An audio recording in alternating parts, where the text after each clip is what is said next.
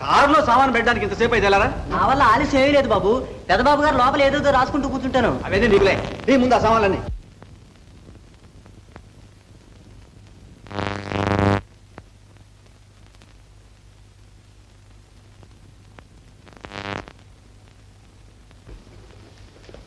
ఎవరికి ప్రతాప్?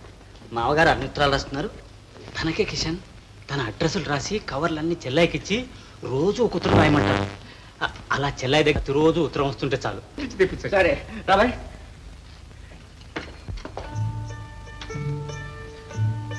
ఏం కావరాజు 11 అయింది. ఈ పోస్ట్ మ్యాన్ ఎక్కడ తెచ్చినట్టు అని. అదే ఏం భూషయ్య ఎక్కడ తెచ్చినట్టు? అదే ఎక్కడ చచ్చినట్టు అని. వంట రెడీగా ఉంది బాబు. నీ వంట రెడీగా ఉంటే నాకు ఆకలి రెడీగా ఉండక్కర్లే. మళ్ళీ సెలవు ఇచ్చారు. ఏమిటే సెలవిచ్చేది? మాటి మాటికి సెలవిచ్చారు ఒకటే దరువు. అడుగు పోస్ట్ మ్యాన్ అలా పోతాడే.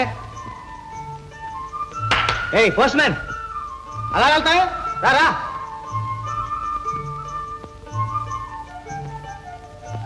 ఏమయ్యా ఇంత ఆలస్యం వాడా? నా పై వీధికి వెళ్ళొచ్చానండి. ఆహా సరే, నా ఉత్తరం లాగి. ఇవాళ తమకేం ఉత్తరాలు రాలేదండి. రాకపోవడం ఏంటయ్యా? సరిగ్గా చూడు. కొంప మునిగింది. చెల్లాయి దగ్గర నుంచి ఉత్తరం లేదంటే ఈ పూట మా అమ్మాయి రుక్మిణి ప్రతిరోజు తప్పకుండా ఉత్తరం రాస్తుంది. ఇగో పోస్ట్ మ్యాన్, ఒకవేళ పోస్ట్ ఆఫీస్ లో మర్చిపోయి వచ్చావు మా వెళ్ళబడరా. ఇప్పుడు అలా మర్చిపోనండి. పోస్ట్ మ్యాన్ సరిగ్గా స్టార్ట్ చేసావో లేదో ఇలాగే చూస్తాను. ఇదో దొరికిందన్నా? నేను చెప్పలే. ఇగో పోస్ట్ మ్యాన్, ఇక నుంచి నా ఉత్తరాల విషయంలో జాగ్రత్తగా ఉండు. వెళ్ళు.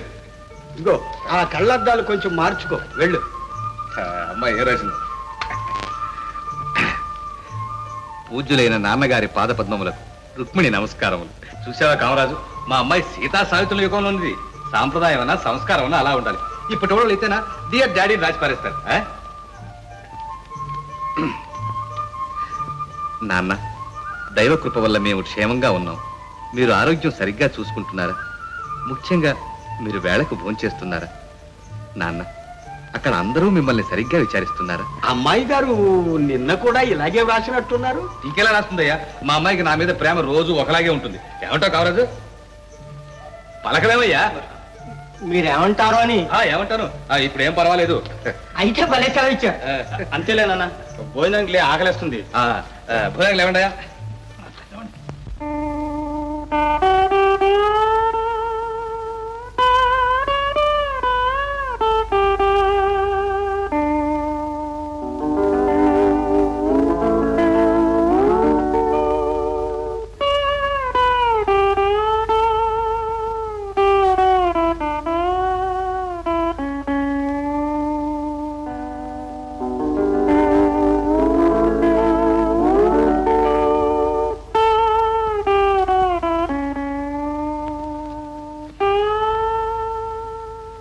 ఉన్నట్టుండి గుండె పట్టుకుంది.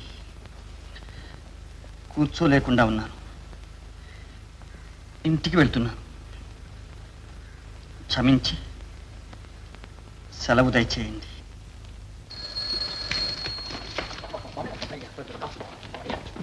Teacher sir. నందాగారు రాగానే ఈ ఉత్తరం వరకు. అలాగే సార్.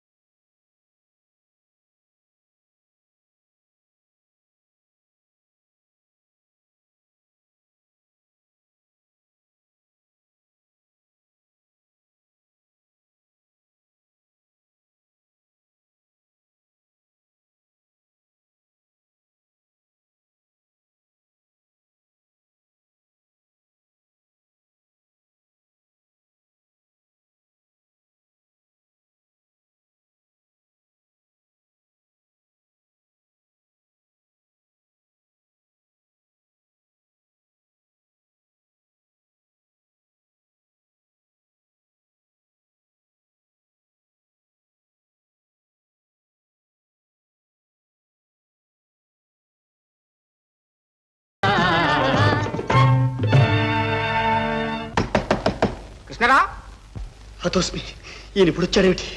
ఎవరండి? ఆయనే నందా గారు. వెళ్ళి తలుపుతి. ఏమిటండి? తర్వాత చెప్తాను. వెళ్ళి తలుపుతి ముందు.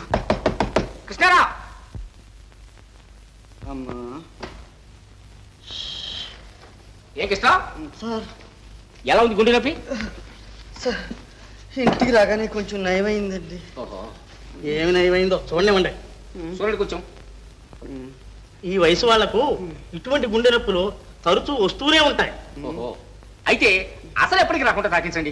ఓ 20 లక్షల ఇంజక్షన్. ఓఎస్. అయ్యో అయ్యో, ఇంతకటి దాకా ఆడుతూ పాడుతూ ఉన్న వాడికి ఇంతలోకి ఏమొచ్చిందని ఇంజెక్షన్ ఎందుకండి? గాబరా పడకండి. కులాసాగా ఉన్న వాళ్ళకి జబ్బులు కూడా కులాసా కోసమే వస్తాయి. చూస్తున్నానుగా. మీకు వివాహం ఎంతకాలం అయింది? ఆయన సిగ్గుపడుతున్నాడు. మీరు చెప్పండి అమ్మా. ఒక 20 రోజులు అయి ఉంటుందండి. ఆహా. గృహ ప్రవేశమై 10 రోజులు అయిందండి. ఆహా. అది సరే గాని ఇవన్నీ అడుగుతున్నారు ఎందుకండి? మా డాక్టరు కుశల వార్తలు అడుగుతూనే అసలు జబ్బు తెలుసుకుంటాడు. ప్రిస్క్రిప్షన్ రాసినట్టున్నారే. వీరి ఆరోగ్యం మీద మీ షాప్ ఆధారపడి ఉందని అన్నారు కనుక ఇంత ఘాటైన మందు రాశాను. ఇక దీని ప్రకారం ఆయన నడుచుకున్నట్టు మీరు చూసుకోవాలి. Typical typical. మీరు జీనియస్ డాక్టర్. భలే ఘాటైన ప్రిస్క్రిప్షన్ రాశారే. బాగుంది బాగుంది. కృష్ణ సార్. నీకు 15 రోజులు సెలవు ఇచ్చాను. సార్ ఈ ప్రిస్క్రిప్షన్ చూసుకుని తూచా తప్పకుండా సరిగ్గా ప్రకారం చేసి నీ ఆరోగ్యం కుదరబడే వరకు నువ్వు ఆఫీస్ కూడా రావు. డాక్టర్ రండి. సార్, మీరు నాకు తండ్రితో సమానం. క్షమించండి, నేను చాలా సిగ్గుపడుతున్నాను. సిగ్గుపడే రీతిలో ఉందా మరి? పర్వాలేదు అబ్బాయి. ఆ చీటీ ప్రకారం నడుచుకో. కావలసినంత కులాసా. అలా చేసి రండి.